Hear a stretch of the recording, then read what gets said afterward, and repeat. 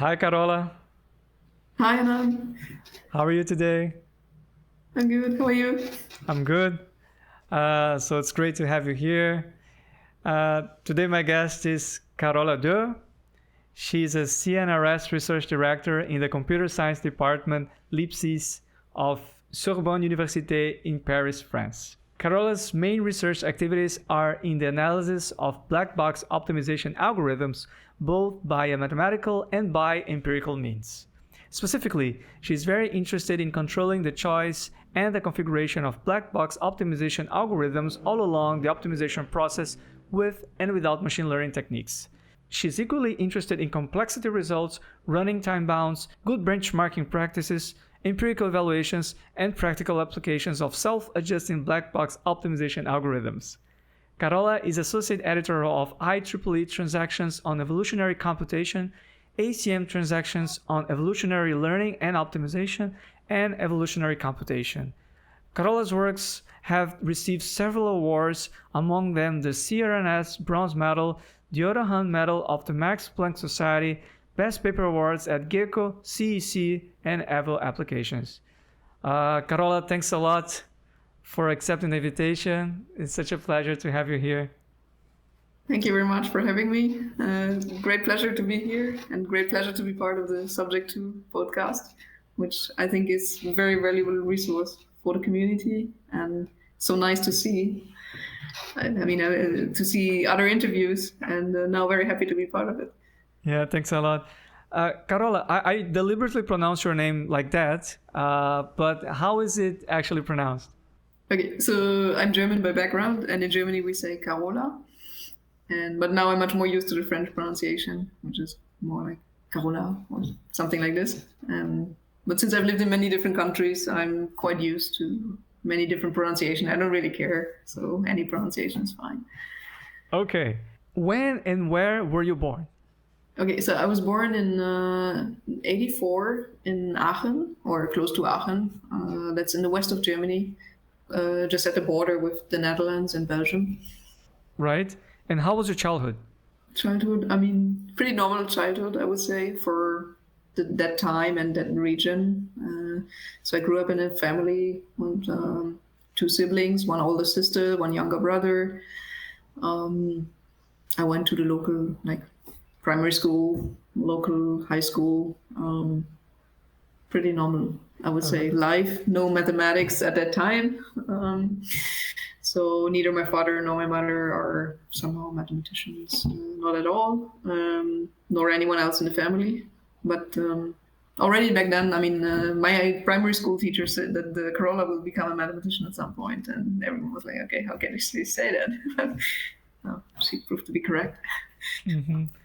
Other than going to school, what were your main activities in your early years? I did a lot of sports, all sorts of sports, like in the evenings, afternoons. I did athletics, table tennis. I did judo for quite a long time, and also on a competitive level until I broke one of my ribs, and then I stopped it. And then I played soccer for a few years. And so it was a lot of sports, and other than that, reading, hanging out with friends. Mm-hmm. So you like to read then? Yeah, I like to read a lot, and I was lucky because my father has always bookshelves with many books. So we were never short of books at home, and there were so many books to choose from, and I like reading. And I liked reading. I still like it, but now I don't know. I wish I would do it more often. But back then, I don't know. I spent hours reading. Right. I was surprised to learn that you visited the remote region of Brazil when you were a young kid. Tell me more about this adventure. Yeah, that's true. So we went to see a friend of my father's in, must have been 94 or 95. He lived in Cruzeiro do Sul, in the very west of Brazil, in the region called Acre. Maybe I'm probably mispronouncing, sorry. No, it's correct, so Acre. Acre, okay. So yeah, we went there to visit him for a week, and it was quite an adventure because on the way to Cruzeiro do Sul, we lost the luggage, or the luggage got lost, and there's only one plane going to that. At the time, there was only one plane per week going to that small village that we visited. And so we arrived there without luggage. We were in winter clothes because it was winter here. It was summer in Brazil. And we didn't even have clothes. We didn't have anything. Then my father's friends took us to a local family with kids in about the same age. And they actually lend us their clothes. And it was such a nice experience because it showed to me that even though we couldn't communicate with them, I was 10 years old probably, I didn't speak Portuguese, but just with hands and feet and a smile, it was fascinating for me how we could nevertheless communicate, and that language was not a barrier to connect to them. So they gave us their clothes, so we had something to wear in that week, and it was it was a really marking experience. Yeah, it's very unusual for one to go there. Even for Brazilians, it's Acre is considered a remote region, and it's fascinating to learn that you've just visited the place and you like the place. So yeah, very nice. And which high school program did you pick? Yes, so in Germany we have like we have different schools, and then the schools have different kind of profiles, and so we were at one of the nearby schools that has what we call humanistic profile. So when you attend these schools, you learn ancient languages. So I started off with English, but then I had Latin, and then I had ancient Greek.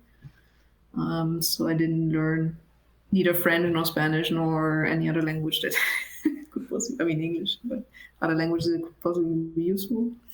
And that also leads to me having not so much science actually in high school. So I think I had in total maybe 1 year of physics, and chemistry also not too much, no computer science, and mathematics kind of okay, but not like no strong emphasis or anything neither on math nor on science.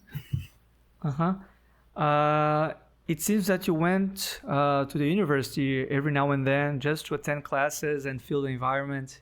Yeah, that's true. So I like school a lot, but I was a bit bored nevertheless.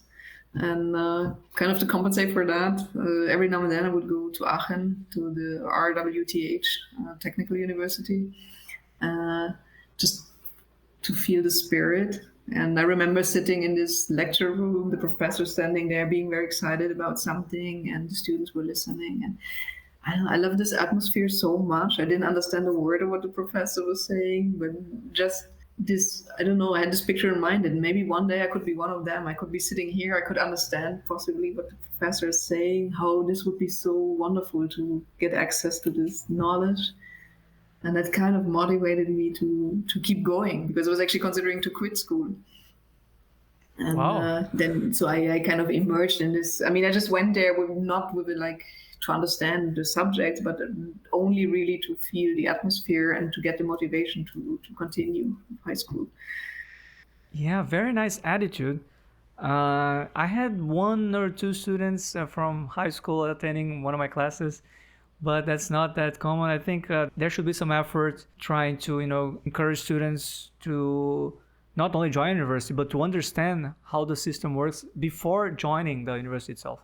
And I think we are quite behind on that, at least in some places here in Brazil. But I think there should be something more organized and systematic to promote the idea of going to university and making this transition more smooth than something more drastic than usually the students experience, especially when they go to engineering and other type of programs, right? Yes, indeed. Yeah. So it's changing quite a bit in Germany and maybe in France as well. That we see more and more like high school students in universities. So they have some kind of special programs typically for highly gifted students, but also for other students to come and experience, like doing an internship, for example. And I think this is such a valuable experience, because I think many students experience that the first weeks at university are very, very tough because it's an environment you never experience. And I think somehow closing this barrier would be very meaningful. Also for those who don't follow with a university degree, but maybe they have seen this, maybe it feels less like a whatever Ivy Tower kind of attitude, but people have seen that, yes, also in university, you can go talk to people, the people have fun, just people like you and me. I think that is very important as well. Yeah, absolutely. Your story with South America did not end in Cruzeiro do Sul, right? Mm-hmm. Yes, I actually had the opportunity to go back. So then, the story with the school continues. So my father also realized that I wasn't too happy, or that I needed to to do something. And there was an option, either skipping 1 year of school and going 1 year ahead, or then my father came around with this idea of, why don't you go somewhere else for 1 year, and like a high school exchange. And I don't know. And I thought, yeah, why not? And when I thought about it, I always had in mind like going to the US or England or Australia. And I went so there's this association called American Field Service. They organize these school exchanges, and they had a weekend where other students who had done this, they came to tell us about their experience, and there were some who went to South America. And I'm like, wow, you can do that. That's cool. Because I always thought that, okay, one day in my life I will go to the US, I will go to Australia, I will go to England. It would have been fun to live there for a year, but going to South America, that was something like, wow, that's cool. And then I saw there was one option, going to Paraguay. And I had never heard the name of the country. And I didn't know about Paraguay at all. So the first thing I did is I looked it up on the map, and then I read like a small article in the whatever. Wikipedia didn't exist at the time, so I would go to the books and check Paraguay. They had a very small paragraph only about the country, and they say that, okay, the official languages are Spanish and Guarani. And I thought this would be so cool, to go to a country to learn not only Spanish, but to have an opportunity to learn Guarani, the native language. And by that was the moment that I was like, okay, this is cool, I want to do this. And so then I apply, and okay, I guess I was the only one, and probably first ever, choosing Paraguay as the first choice. I don't know, but at least it was an unusual choice. And then a few months later, I was lucky to be able to go and spend 1 year in Paraguay, living with a family, learning Spanish. Same experience, like with hands and feet in the beginning, and then quickly picking up the language. And actually also a bit of Guarani, because I lived in a small town, and people actually speak both languages, and they mix it a lot. That was a really great experience. Yeah, completely unusual again. And you went to Tobatí, right? Yes. So you didn't go to Asunción. And what was your initial impression of the city? Yes, okay. So Tobatí is a very, very small town. And I was actually very happy, because in Asunción, everything happens in Spanish, or most of the things happen in Spanish. And I was lucky enough to be living with this family in Tobatí. And it's a small town. So when I learned that I was going to live in Tobatí, I had no idea about what Paraguay would look like, or what even such a small town would look like. And so I remember I was wondering whether I could take some CDs with music, because I had no clue whether they would have CD player or not, or how it would work for phoning my family. Would they have telephones, yes or no, and all these things. I had absolutely no expectations. Then I arrived, and I realized it wasn't important whether they had the CD player or not, or whether they had a telephone or not, but the people were so friendly, and it was so easy to connect, and everyone was very, of course, curious, because if I come there, they immediately see, okay, she's not from here, so you're immediately surrounded by people, but always with this very, very friendly and then forthcoming attitude. So I immediately kind of felt home. So you lived with the family for a period of a year or so, right? In the year 2000? Mm-hmm. Yes, this was 1 year, 2000 and 2001. And yes, indeed. So I lived with a family. They had 3 kids, 2 girls of my age, roughly a little bit older, and 1 boy, a bit younger. And yeah, so I went there to school, lived with the family, lived like, the idea is like that you live like a normal life with them. You like to walk quite a lot, apparently, there. Yes. This is something that I found very unusual, that I like to go out and go for a walk. This concept of going for a walk, I think is something that they could understand why one would go just for the purpose of going or walking. So they say, okay, come, but we can take you by car. I say, no, I don't want to go back. I want to walk. And they say, why walk? Yes, because I like it. How can you like it? I don't know. It seemed weird to them, and it seemed weird to me that they couldn't understand why I was doing it. But yeah, nobody ever stopped me. So I went, walked, got to know people, and yeah. Did you stay in the same school when you returned to Germany? No, actually, then I was 16 when I left for Paraguay. I was 17 when I came back. And as I said before, I mean, I was happy in school, but somehow I needed to change. And so I was wondering, what do I do? And I had, again, the same questions. And then I was wondering, maybe I should go to board school or something like this. So I was looking around, and then my father was very supportive. He has always been very supportive in my entire life. And then he was like, okay, let's go. If you want to go see board schools, then you take an appointment and I'll go there with you and we'll see. So that's what we did. We went, we visited some, but I immediately had the feeling, no, this is not for me, because it was very, I don't know, I always grew up with this idea that I can do what I want to do. And I mean, with a lot of freedom.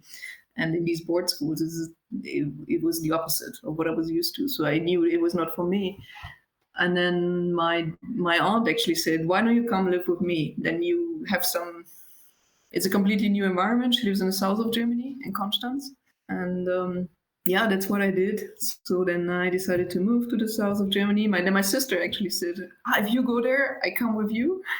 So both of us moved to the south of Germany, to Konstanz. We did our high school together, finished high school there. And there was another, maybe unusual experience, I would say. Yeah. A lot of moving. You then went north with the idea of studying economics, right? And that also was a bit influenced by your time in Paraguay, right? Yes, indeed. Okay, so then I finished high school. I felt that and I still feel very much attached to Paraguay. At the time, I was looking for ways to go back to South America, Paraguay or other countries. And I thought it would be nice to understand economics, how it works, and maybe I could. I didn't have a very clear picture of what I wanted to do, but I somehow thought it would be a good way forward to. It could bring me back to South America. So, and then in Kiel, in Germany, we have this institute for economics that is quite well known. So this is a place to be if you want to do economics. That's why I decided to go to Kiel, so all the way from Konstanz to the north. And then it was the day before I had to enroll in university, and my father actually said, Carola, I'm so happy for you, but I'm surprised because you've always liked mathematics, and I always thought of you would do mathematics. And that got me thinking. It was the day before enrollment, and I had done everything to enroll in economics. And then my father came along with this idea of doing math, and I was like, yeah, why? Actually, where on the way did I lose this passion for mathematics? And I don't know how. It must have been some cool intuition. I don't know how it came, but then I went to enroll, and I went to the first counter. I say, look, I have this. I'm accepted for economics, but I would really like to do math as well. And then the first lady said, no, but it's not possible. You can't do both. I say, okay, but then I have to think. I took my paper back. I went to the other queue. I went to another counter, and I don't know how, but the woman was like, yeah, no, what, you can enroll for both, and then you see. And I was lucky. So I could enroll in both in economics and in mathematics. And then that's how the math story somehow. I see. You got a diploma. Well, it's how they call it there, right? After 4 years, and it was really fast, right? In mathematics, by the way. Yes. Yeah, so then, I mean, on day one, essentially, I realized that I was getting along much better with the math people. And I mean, I'm much more at home and I felt much more attached to it. Plus, I realized that all the professors in economics, or many of them, had a math background. So I thought that either anyway, math was the better choice. But I did both kind of for quite some time. Then for finishing, yeah, I think it was a similar experience as in high school. So like after 3.5 years, I liked my studies a lot. I mean, really, really. And I think I was fortunate to have very, very good professors. But still, I felt like, no, there must be something else is waiting for me. I want to move on somehow. I've always been driven by moving on. And I just wanted to finish and move on, do the next thing. So then I think... Right, that's why you finished fast and faster than usual. Yeah. That motivated me to finish. Yeah. You had this revelation about understanding math for real after 1 year. How was it? Yes. Okay. So, as I said, I mean, I enrolled in economics and math, and it was a bit of a weird choice because I never had this. I never had a strong math education in high school. So even though I like it in primary school, then in high school, first I had this humanities focus, and then in the last 2 years, you get to choose your profile. I choose language and biology, but not mathematics. So my understanding of math was very different from what it actually is. And I remember sitting in the university in the courses, and I was waiting. I mean, we were doing these exercises. It was okay, and I mean, it was fun. But I was waiting for the real thing. I was waiting for them to get started. And after a few months, I realized. There was a professor, he said, the theorem I can remember because I remember writing it down, that open sets are open. And I was like, this is open sets, oh yes. And this was the moment I realized what it means to do mathematics. And so it took me a couple of months to realize we're not going to apply this anywhere, but the whole idea of mathematics is to derive new knowledge, to prove knowledge, and this theorem-proof style of mathematics is something that's it. But yeah. Yeah. Any OR classes? No, yeah, well, not as part of the math studies because it's not part of the math curriculum in Kiel. But since I did economics on the side, we had some OR classes there. So that's where I learned, like the little that I knew at the time about optimization was actually not thanks to math courses, but it was thanks to the economics courses. Okay. You received your diploma in mathematics in 2007, and I suppose you had to write an equivalent to a master's thesis. If so, what was the topic? Yes. Okay. So I first started doing a thesis or to work on something in functional analysis. That's always been like, I liked it a lot and I liked the courses. But at some point I realized that I was working on a book that was from the 70s. And one day, I don't know, I was like, this book is from the 70s and my objective is to improve. If nobody has done it since then, maybe it's not the most fancy or maybe it's not the most needed thing. So I went to talk to a friend of mine to another professor. Now he's actually became a friend, but another professor, and he asked, look, I need something. Can you just give me something, another problem to look at? And he gave me this problem about, it's called discrepancy theory. It's about how you can distribute points so that they are well distributed. And I don't know, I immediately fell in love with the topic. I like it a lot. And then, so we started working on that. And then I ended up deciding to quit the topic on functional analysis and then do the master thesis on discrepancy theory. Yeah. Yeah, so I had to learn about complexity analysis and NP hardness, things like that, right? Yeah, so we proved that computing these discrepancies is an NP hard problem. I mean, at the time I had no background in computer science, so I had to learn what does it mean to be NP hard, NP complete, NP all these things. But it was fun to learn about this. We even published a paper about it. That was my first paper experience, which was also nice. One of your advisors was called Anand, right? Yes. Anand Srivastav. So he's also, I think he has some roots from India, but I don't actually know his full family history. My day-to-day supervisor was Michael Genevo, and he's also the one with whom we still discuss discrepancy every now and then, and he visits. And we were both in the chair of Anand, yes. Yeah, according to your CV, you did not go straight to the PhD after obtaining your diploma, right? Yeah, that's correct. So again, story of having this urge of moving on, doing something else. So I had friends who went to business consulting, and they were smart people, and I had a very bad image of what it means to do consulting. But they all ended up being very happy and telling me that how interesting it was to do this consulting work. I was like, this is not possible, but I want to see it with my own eyes. So I applied. Applied with McKinsey, and then I joined them in a few months later, and a bit skeptic in the beginning, to be honest, but I really, really appreciated it, and I liked it. So I did 2 years. I worked for them for 2 years, but we already agreed that that's kind of a special contract that they have. You work for them for 2 years, and then you go back to university, do a PhD, and then either you come back or do something else.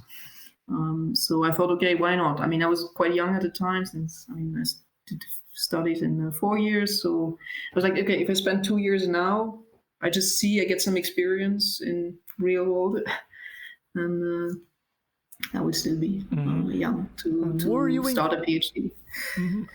Were you impressed by the way they were solving optimization problems in practice?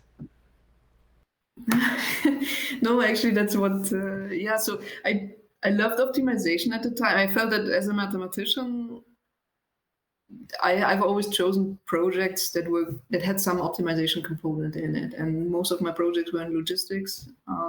And most of the problems that we faced, and that was very frustrating for me in the first place, is that they're not solved. They were not. I didn't see any client solving their key problems with exact solvers, but they use a lot of heuristics. And that is something that I didn't like at the time, because I was like, this is not possible. I mean, we have so good mathematical knowledge, but we can't solve these problems that have a real impact. Why is nobody looking at them and studying them? And why can we not have better algorithms to solve it? So everyone was using heuristic. I mean, not for each and every problem, but like heuristics popped up everywhere. And so I went to talk to professors and to friends and ask them, look, I mean, these heuristics, what can you tell me about them? Which heuristic should I use? How should I use it? And so on. And I realized that everyone was like, heuristics? Oh, no, I don't know. And I was like, this is frustrating. Some of the most important problems that we have, we don't know how to solve them. We just say heuristics, I don't care. No, we need to understand what the heuristics are and what they do. And then actually, when it was time to decide for my PhD topic, I mean, I don't know. I thought that would be really a nice topic to try to understand more about these heuristics, to learn and to see whether we cannot give them some kind of theoretical foundation. And then I realized there was this group at Max Planck, at the Max Planck Institute in Saarbrücken, who's looking into that, and they try to prove bounds, and they really try to understand from a theoretical point of view what these heuristics do. And that somehow spoke to me, because they use these mathematical techniques to understand heuristics. I thought, okay, maybe this is the place to go to study, and then why not do a PhD on this topic? And that's what I did. So I applied at Max Planck. I was happy and lucky enough to be selected for one of their positions, and then I started the PhD there. And how was the academic transition from mathematics to computer science? I'd say it was not difficult at all. The difficulty was perhaps because I had this 2-year gap where I have done the work for McKinsey, which had nothing to do, or not much to do, with mathematics. And I was a little bit afraid in the beginning that I would have lost the habit and the knowledge. But actually turned out that anyway, since I was transitioning from math to computer science, I had to acquire new knowledge. But I always had the feeling that the math background made it rather easy to acquire that knowledge. And at Max Planck, I mean, the group where I was, a group of Milhan, anyway, most people have kind of a similar background. So I thought it was a rather smooth transition. How did you acquire some specific knowledge from the field and from what you intended to study? Did you attend conferences in the beginning? How was it in your case? Yeah, so I was lucky because at Max Planck we have a quite generous budget already for PhD students. So we had our own little budget for travel. And and actually we were encouraged to go to conferences, even if we didn't have papers. And just to go get to know, to see what people talk about, what are the topics that are presented. Maybe we see something that interests us. So that's what I did. I essentially spent my first 3 months like going to different conferences, talking to people, and just like kind of also a little bit understanding how the community works, what people are excited about, who works on how do the communities work. Because I mean, I don't know, I always feel like there are some places where I feel home immediately, and I like to be surrounded by people with whom I connect. And then I remember it was here in Paris. So I came to Paris for one workshop, and there was a person, Christian Lehrer. He presented results on black box complexity, and I listened to his talk, and I was like, wow, this is a really, really good approach towards understanding heuristics, and I really, really like that kind of idea and the concept. And then I knew kind of this would be my topic. And then once I had that, I think everything unfolded kind of more or less naturally. And so I had my topic, I knew what I wanted to do, and then one thing came to the next. I mean, I was surrounded by people who understood well and who could help me also acquire the knowledge that was needed to work on it. And we had a lot of fun actually working on this and discovering this, which was a completely new topic at the time. That's very nice. How was your coding skills? Terrible, non-existent, I would say. So no, I mean, since I have this math background, I never coded in university. I mean, I never coded and had no computer science in school. I never had it in university. I never had to code in McKinsey. I did a little bit of coding when I did an internship for Lufthansa. Apart from that, I don't code at all, even now. Even now, and then I'm doing a bit more practical work, say. Oh, really? It's typically students or postdocs implementing, but I don't code. I mean, even Hello World, I wouldn't know how to do it. Okay. Yeah, but that's interesting because some people might find it strange that you are in a computer science department, you hold a computer science PhD, but yet you do not code.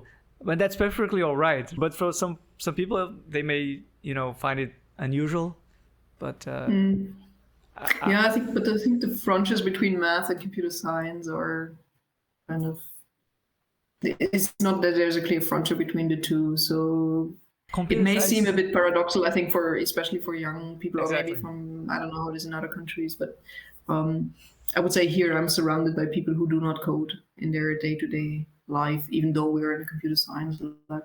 But many do. I call it pen and paper computer science. That's what we do. Yeah, but that's important because youngsters, they might associate computer science with web development and things like that. But it's more profound, and there's this theoretical community doing important contributions in computer science, and they don't actually code.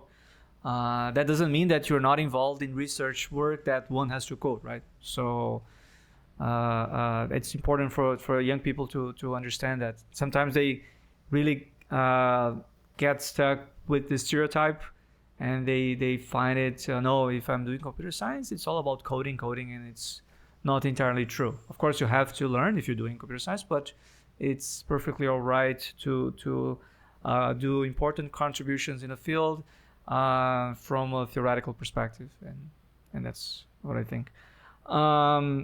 Your PhD topic was related to query complexity for black box optimization. I have interviewed Kate Smith-Miles from Australia, and she already spoke about black box optimization, but could you explain what is black box optimization to our viewers and listeners? And what were your main research contributions during your PhD work?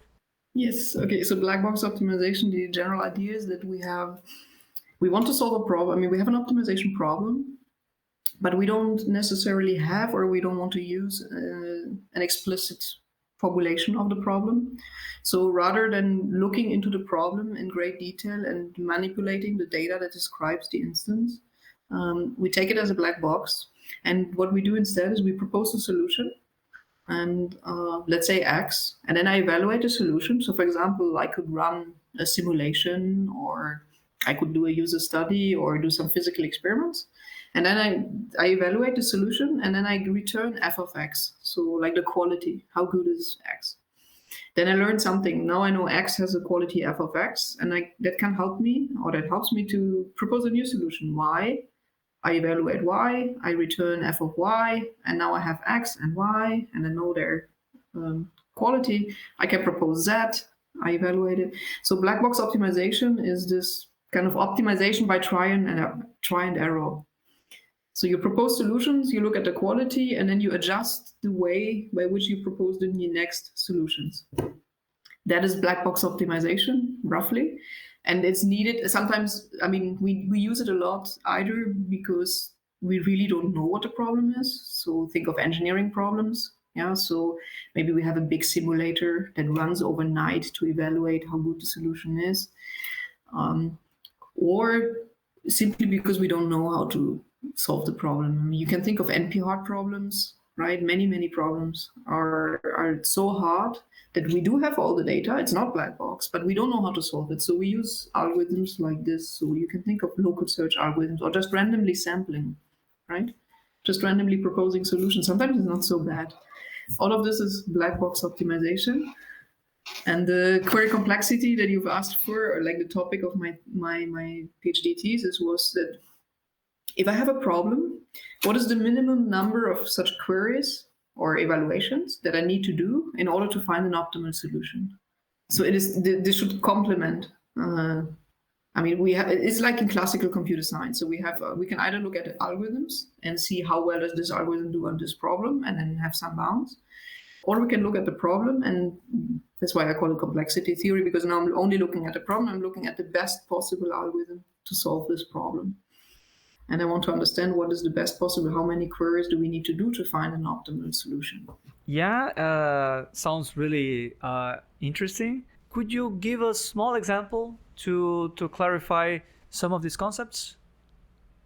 Yes, okay. So I think one example that I hope many listeners have experienced, maybe in their childhood, is this game of Mastermind.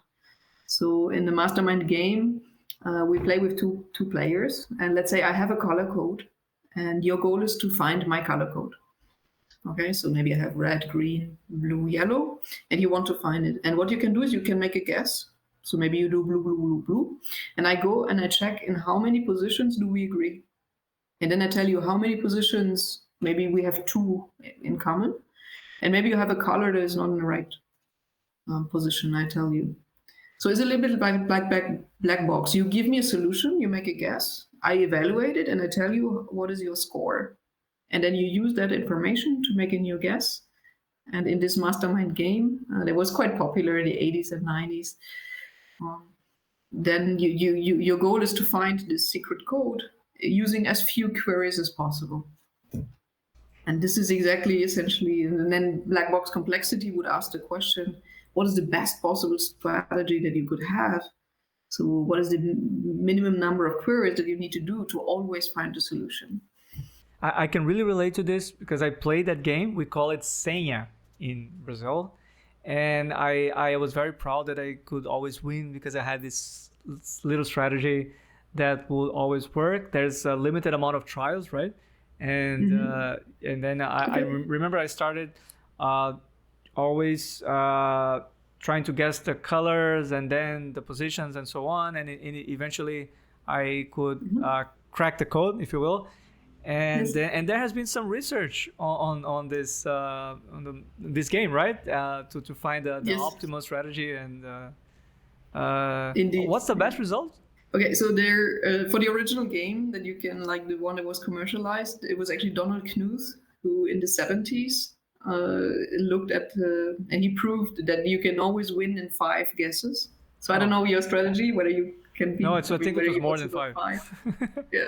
So he has. You can look up the paper. It's a fun paper because it has a small paragraph explaining how he came up with the result and how to read, and then there's 4 pages of table, and this is the table encodes the strategy. But there's also an older paper, actually, before the game was invented in the 70s. It was an old paper by Erdős and Renyi in the 1963. It was published, where they look at a version of the game where you don't have 4 positions, but you have n positions, and you have 2 colors. And they also looked at the game, and they show that if you just do random guesses, n divided by log n guesses suffice. And so there were results there. Then Donald Knuth came, and then actually Chotal looked at the game. I mean, he kind of did a mixture of what Erdős and Renyi did and Donald Knuth did. So he said, okay, let's look at the case where we have n positions, but now not 2 colors, but we have n colors to choose from. And Chotal showed that you can solve it in n log n. And it's also very beautiful. It's very easy to read paper, and it's beautiful because he said, I dedicate this result to Erdős and Renyi. And he said that only later he realized that they had already a result that relates to this. Okay. Yeah, so this is what Chotal did. We actually then later, I mean, people improved Konstanz. We could show that n log n was not the right order of magnitude. So one of our results was that we could show we can do n log n.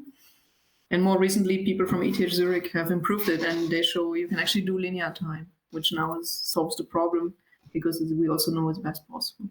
Mm-hmm. So you worked on that variation of the mastermind problem in your PhD?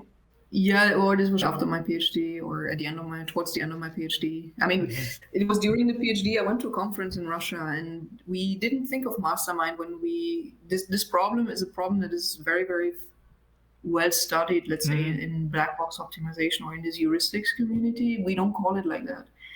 But I was presenting some result and whatever, and then someone came to me and he said, why don't you sell it like mastermind? It really reminds me of mastermind. And it's somewhat that changed for us, because then we looked up all the results. We found the result by Erdős and Renyi and so on, and then we could connect to all these, and we found the paper by Chotal, and then from then on we call it mastermind, or we switch a little bit how we call it, but we realized that it was this whole mastermind kind of literature. Yeah. Yes. You finished your PhD in 2 years. How did you finish so fast? Okay, again, I think this desire to move on the one hand.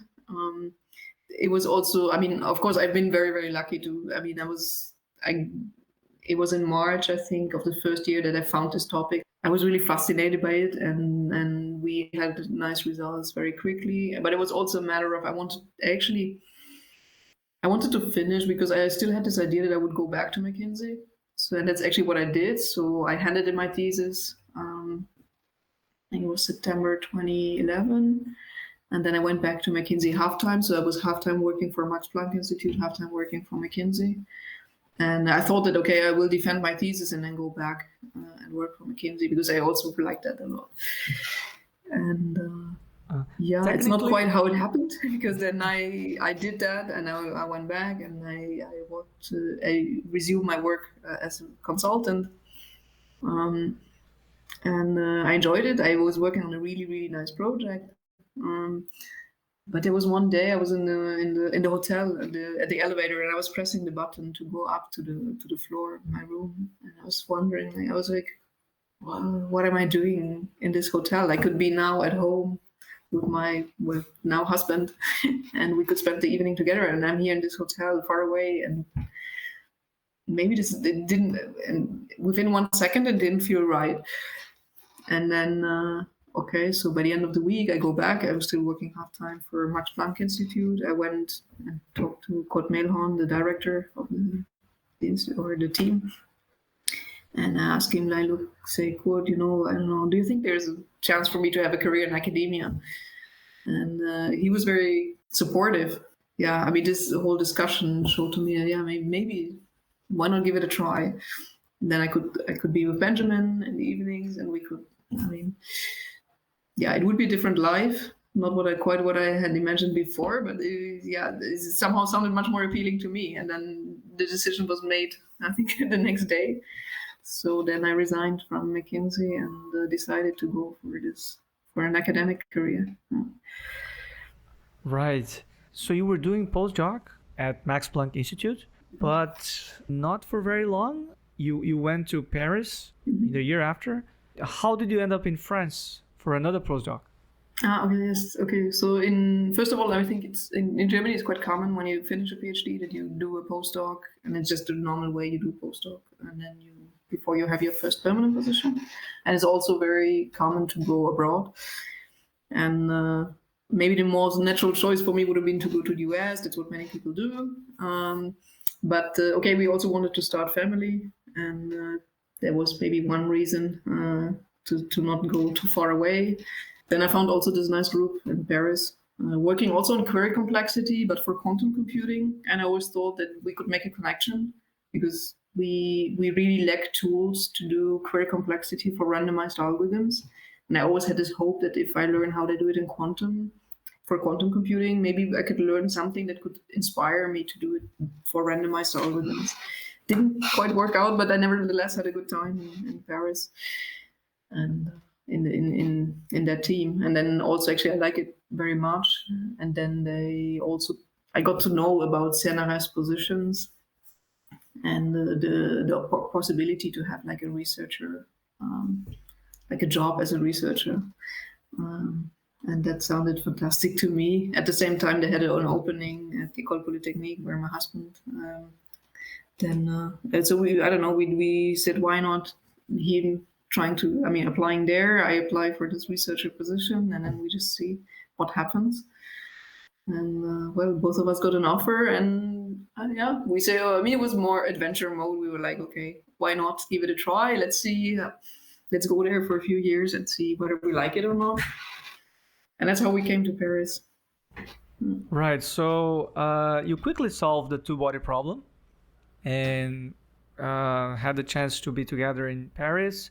You started in Paris 7 when you were doing your postdoc, and then you moved to Paris 6, right? When you arrived at CNRS, with the position already in Paris 6, which was in 2013, according to your curriculum, did you have to build a research team from scratch? Yes and no. So I integrated into an existing team, the operations research team, here at, now it used to be Paris 6, now it's Sorbonne University.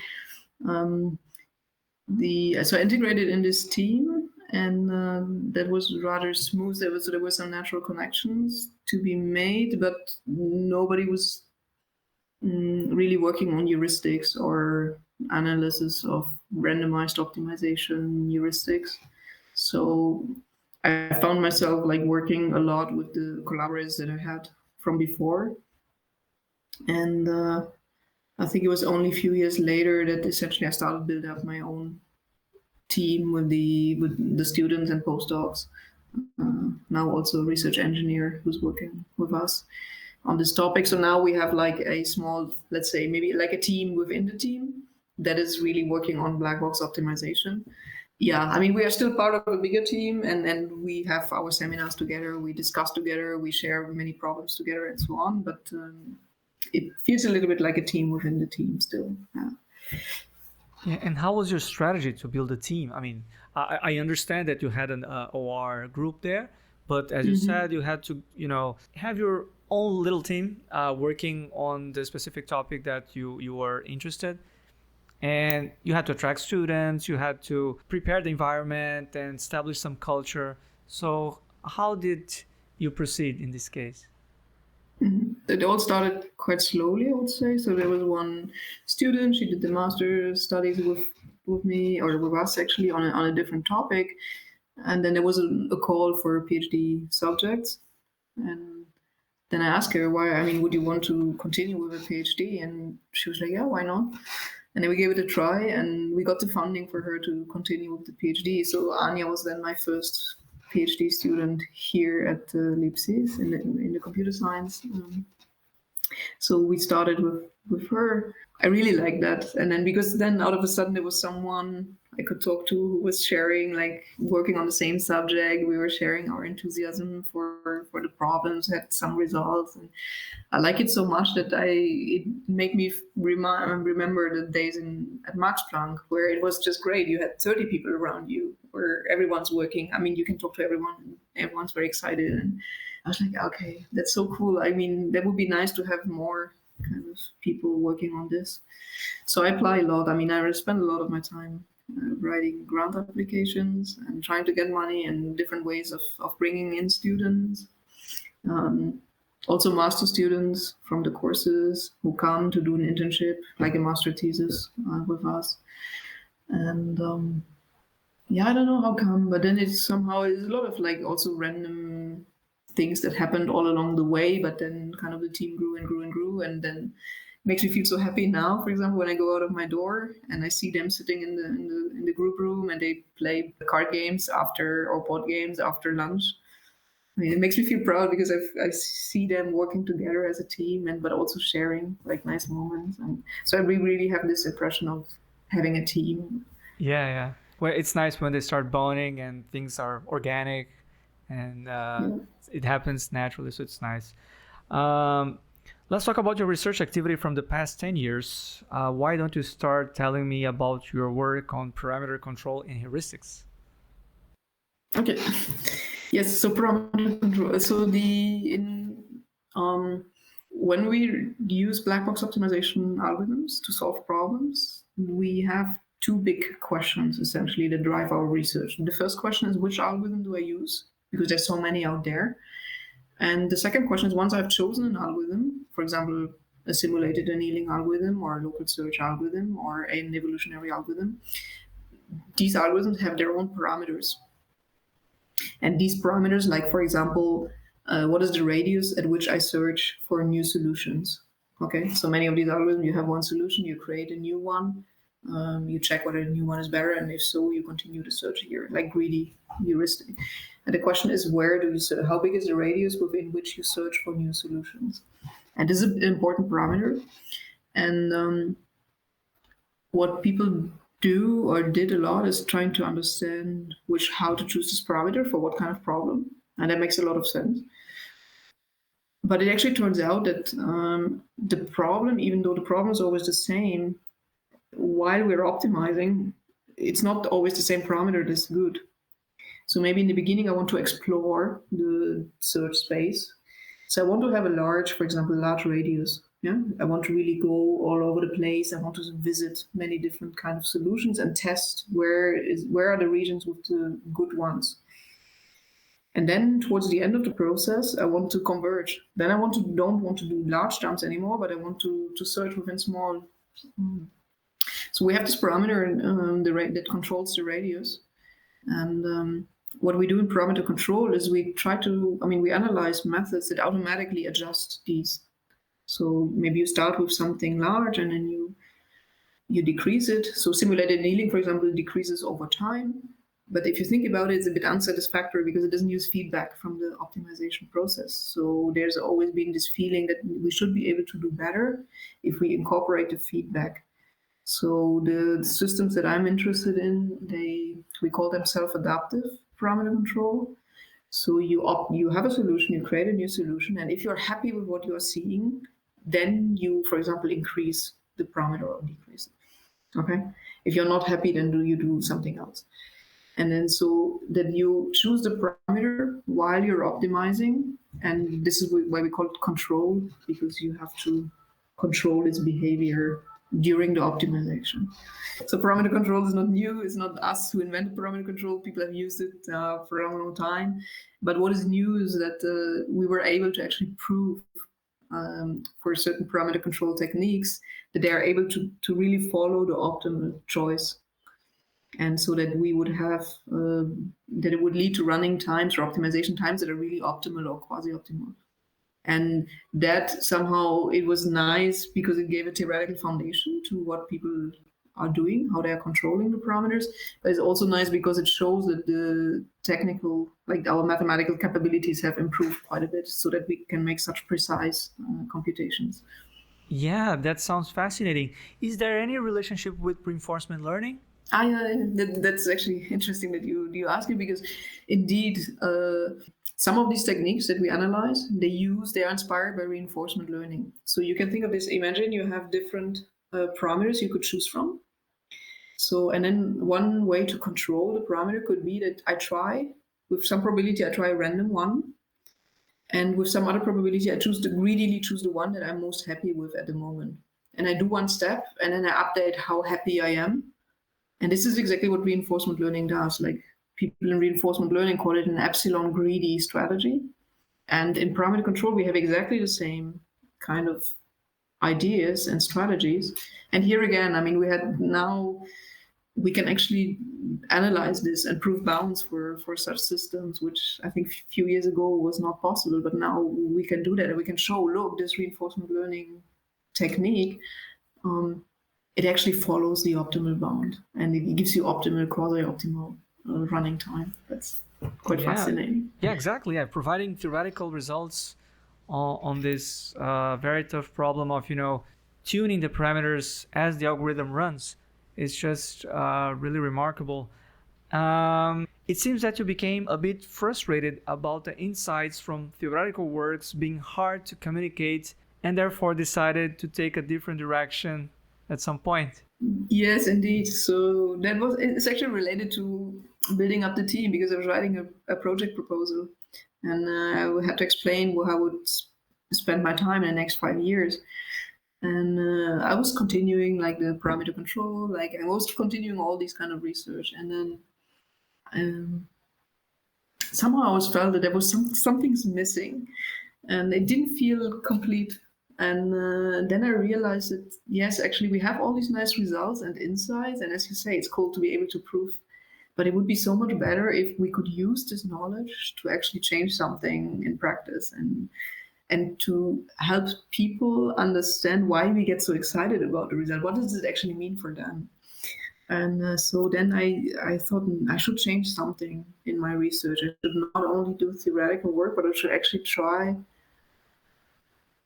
use these insights and show what you can do if you understand what the theoretical result means, and show that this can actually lead to improved algorithms in practice. So then I actually started to collaborate with companies and users, and also academic users, and to get a bit closer and somehow back to the roots, because it's where I was coming from originally, from this McKinsey and this frustration about optimization and people using heuristics. And then essentially now I'm back there trying to explain how these theoretical insights can be used to guide their selection process. Yeah, and you have been doing applied work with companies. Yes. So we work. So here in France, we work with. So we had one project with Thales. It was about placing sensors so that you could detect where objects were coming in. We had. We are working with Pasteur Institute. So this is biomedical applications. So they have a lot of optimization problems. They also don't know how to solve them. So they use a lot of black box optimization techniques. So that was also interesting, because I met the PI there just at a conference, and I say, yeah, well, you have this optimization. How do you solve the optimization problem? He said, yeah, well, we use simulated annealing. I said, oh, that's interesting, because I do research on such kind of heuristics. And then we started to look into these problems and realized that actually maybe we can do better than just using off-the-shelf simulated annealing. And we have another project. One of my PhD students is working on applications in structural mechanics. So this is more related to car construction and topology optimization. Yeah, all exciting work. And you also have done some work on automated algorithm selection and configuration, correct? Yes, and this is I would say, this is where I see also the future of the field. So we have talked about parameter control and how the algorithms are using the feedback to select what to do next. But if you think about it, there's actually no reason to stop there. I mean, it's true that we have this feedback, but we have a lot of experience from other optimization problems that we have solved already. So we have a lot of data. And now that machine learning and computing time is becoming cheap and accessible, why not use information from the optimization, from my current optimization process, but couple it with information that I have from previous. And that's what we try to do. So we try to kind of characterize, that's the difficult part. We need to characterize what the optimization is doing. And then we want to map it somehow to all the data that we have and use that somehow to inform us what we should do next. Could be either choosing the parameter, so then we call it algorithm configuration, or it could even tell me, look, Carola, you're using local search, maybe now it's time to switch to this other algorithm, right? And then that's the long-term goal, is that you would have a system that not only uses information from your current optimization, but it also uses information from databases or from previous experience that we have. Yeah, again, this sounds really fascinating, and I wonder if you're using any machine learning techniques also during this process. You mentioned you can access data and make use of some information to guide a search. Of course, extracting the information from the search itself as feedback. So is there any connection with machine learning? Yes. So indeed, so somehow I would say that it really sits at the intersection between what people call automated machine learning and optimization. And what I really like is that you really need knowledge in both to make it work, because the machine learners themselves, they can choose, but for them, the whole optimization, the algorithms are a black box. But I think, and this is something that we are doing right now, that we show that if you also have the knowledge how the algorithms work, you can actually do much better by kind of combining the two. So one recent result that we had, so we work with people from machine learning, and we use some cases where we had proven bounds. So we know exactly what is the optimal parameters, how they should evolve, like this parameter control problem. And then we just benchmark essentially machine learning techniques like reinforcement learning techniques and others to see how are they performing. And we actually found that the off-the-shelf techniques struggle quite a bit.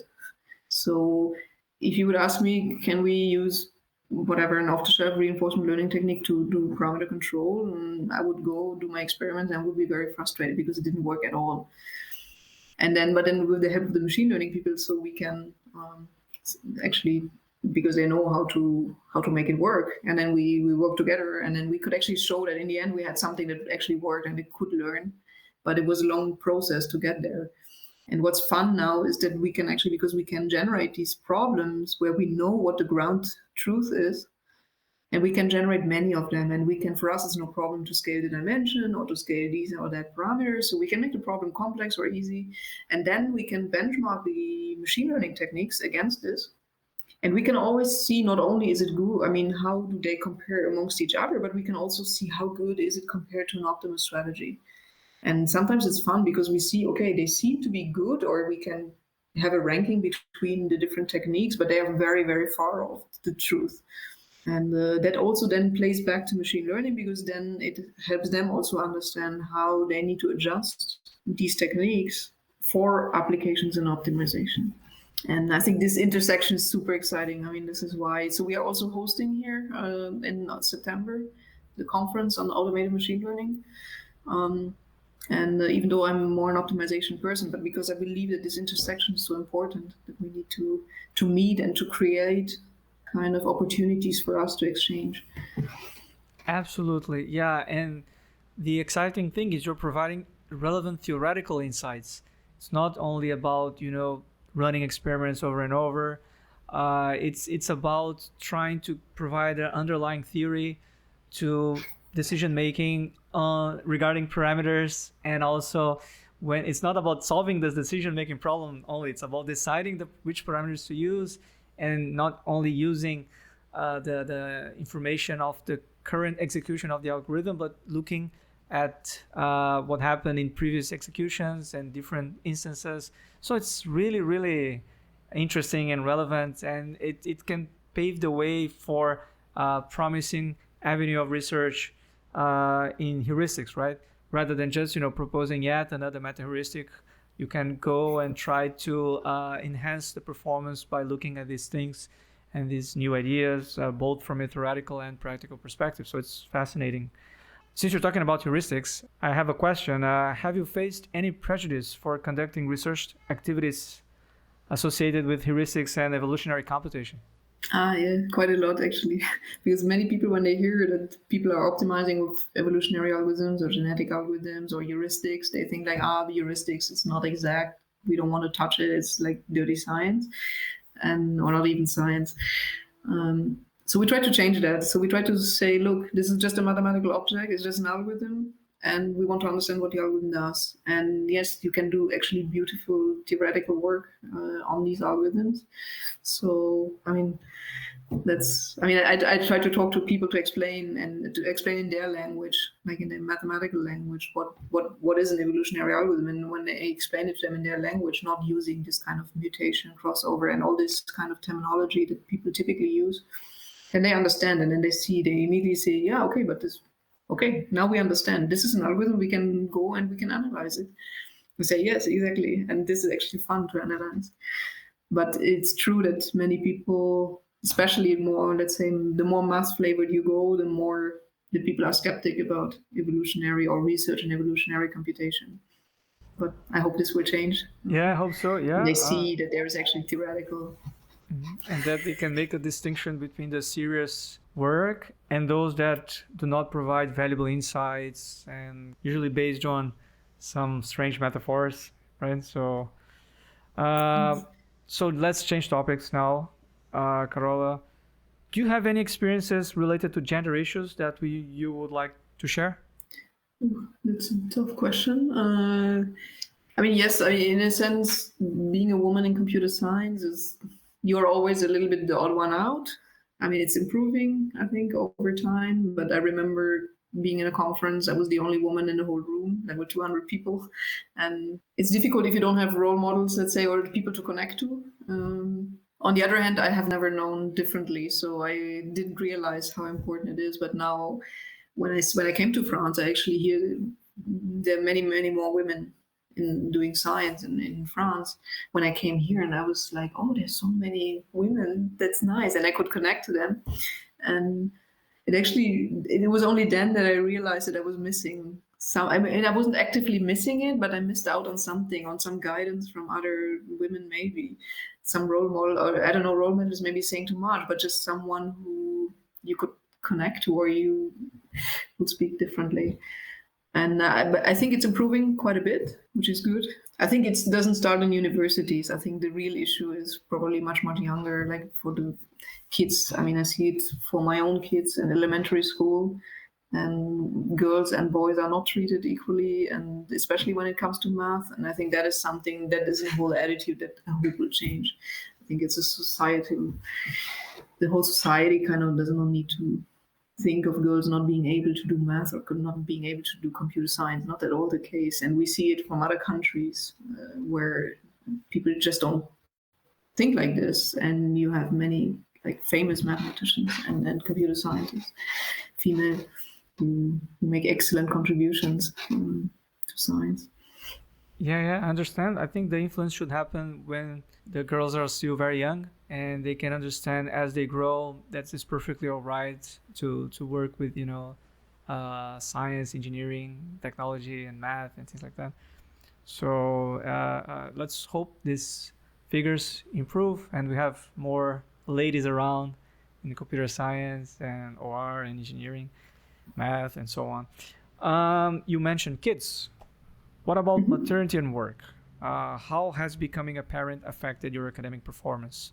Oh, quite a lot.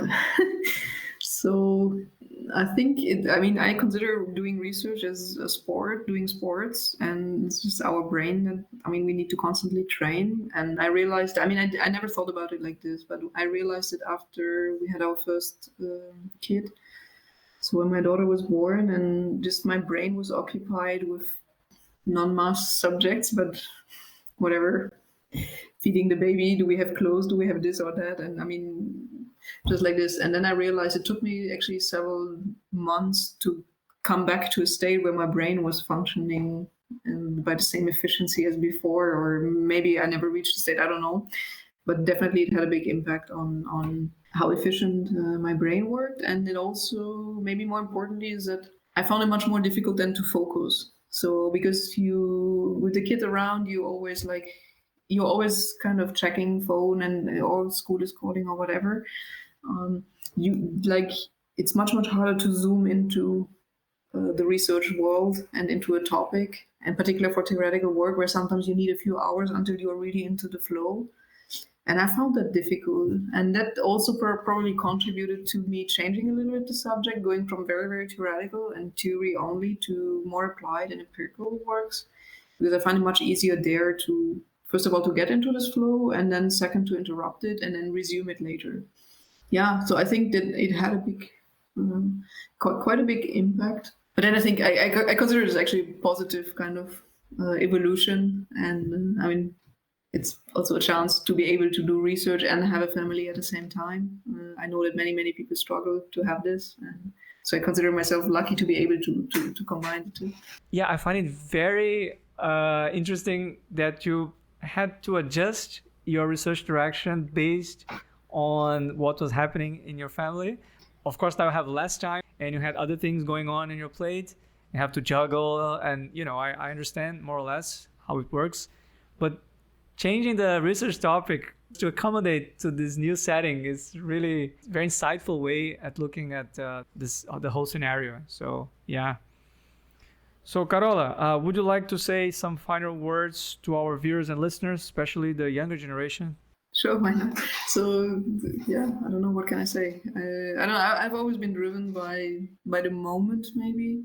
And I mean, you see, I had a high school education. It was not meant for me to end up being a mathematician, or I didn't have a very clear career path towards becoming a researcher. I did several choices throughout my life, which perhaps did not, I mean, the next step was not always the clear consequence of the next, but at every point in time, I felt like it's the right thing to do.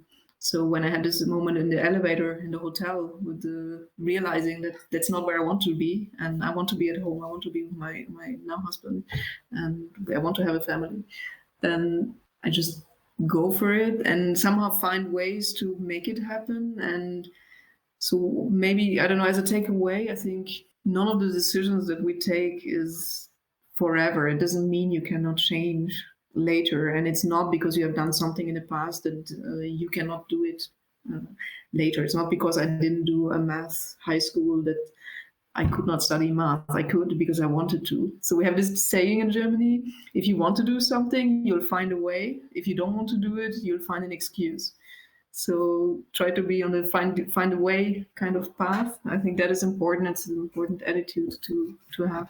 But also luxury to be able to say that. I mean, I should also say that if I'm here today, I think it's to a large part because I was surrounded by people who have always been supporting me, also in these, what may have seemed like a strange decision to make, but I always felt the support of family and friends, and that was very important. Yeah, as I was saying, that was a very nice message, and I can see that your life is somewhat connected with your research in the sense that you have taken some decisions along the way, that you have this automated parameter control.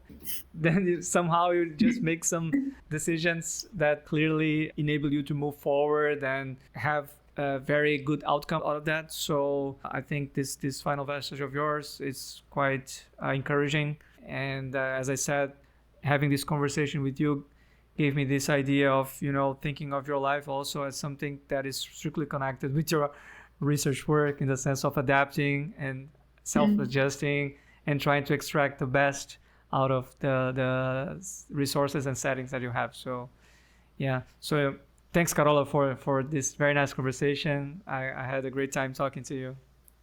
Thank you so much, Anand. Very nice talking to you. And thanks for the nice resume. I think it's nice to hear it also from your words. Yeah, and I know you have this connection with South America, so I don't have to remind you about the invitation to visit us and come to Brazil. So I'll just let me know in case there's any chance. I know with kids it's not very easy to travel overseas, but if by any chance you're interested in visiting us, just let me know. Thank you very much. And likewise, you're always welcome to come visit us in Paris. I'll be very happy to meet you in person. Yeah. So once again, thanks a lot and hope to meet you soon. Take care. Bye. Ciao. Thank you very much, Anna. Bye.